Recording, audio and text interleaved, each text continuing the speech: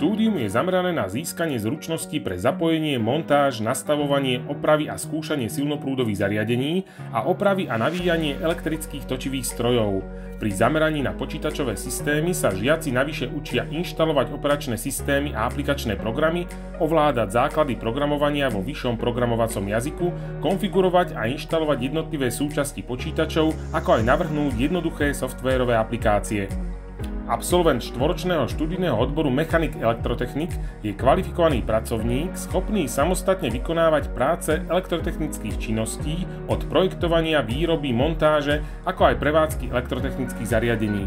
Pri svojich činnostiach vie využívať moderné informačné a aplikačné technológie, najmä prostredníctvom počítačov, počítačových sietí a internetu. Študijný odbor je koncipovaný tak, aby absolventi vedeli aplikovať poznatky z elektrotechniky na konkrétnych zariadeniach, vedeli čítať principiálne a blokové elektrotechnické schémy a na základe toho pochopiť funkciu jednotlivých prvkov a blokov pri montáži, výrobe, údržbe a oprave funkčných celkov.